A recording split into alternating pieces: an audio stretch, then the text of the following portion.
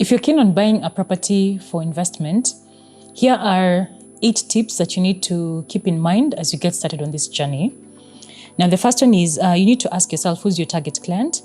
Are you purchasing so that you can rent out the unit to a long-term tenant? Or are you more inclined towards furnishing it and doing short stays through Airbnb, or furnishing it and getting a long-term tenant? Now, the pro tip here would be to ensure if you're getting a long-term tenant, it's always advisable to screen your tenant. The second tip is location. So here you're looking at it in terms of accessibility, as well as the type of developments which are within close proximity to the subject property that you're keen on purchasing, simply because you're able to look at the competitive edge of the property. Now, the third one is development pipeline. Now, so you also need to bear in mind what else is coming up within close proximity, and what's the price point, and how does the specific property that you're buying into compare to, also what's in the development pipeline. And this is one of the reasons as to why working with an estate agent is very important, because we do have this information at hand, so we'd be able to also guide you and give you more insights. Now, the fourth one is you also need to look at the finishes and fittings.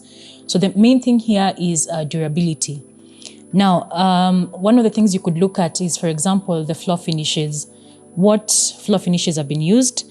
Then the other one would be when it comes to kitchen appliances.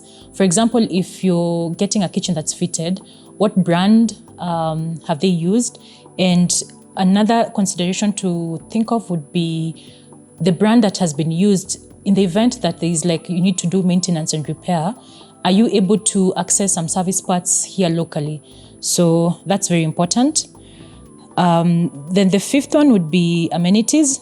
So again, here you're looking at things like a swimming pool, a fully equipped gym, backup generator. Is it full or is it only for common areas? And more often than not, you find developments that come up with full backup generator tend to be a bit more, pricier compared to the ones that just typically would serve the common area. Then also other elements like garden, rooftop lounge, etc. So it's more of a preferential thing, but it's also very important to consider that. The sixth one will be service charge. What's the estimated cost of service charge? And then you can also do a comparison and find out what adjacent properties are charging for service charge. This is because when you're billing your tenant, they pay you one amount. So ideally, you'd need to remove service charge from the rent that you get. Then the seventh one would be, what are the plans for property management? Now, interestingly enough, you start enjoying returns from your property at the point of once you get a tenant. So maintenance, as far as property and facilities management is concerned, is a key thing, and it's very crucial. So here you're looking at how a common area is managed. Do you find, will there be instances whereby lifts are not working, especially if you're buying into a high-rise development? So it's always good to question and just find out what are the plans for property management from the onset. And the final one would be maintenance. So in this particular case, you need to ideally have a sinking fund. So simply put, this is just a reserve fund whereby you need to ideally plan for doing not sort of like a complete overhaul, but taking care of items which are run down due to wear and tear within every 5-year cycle.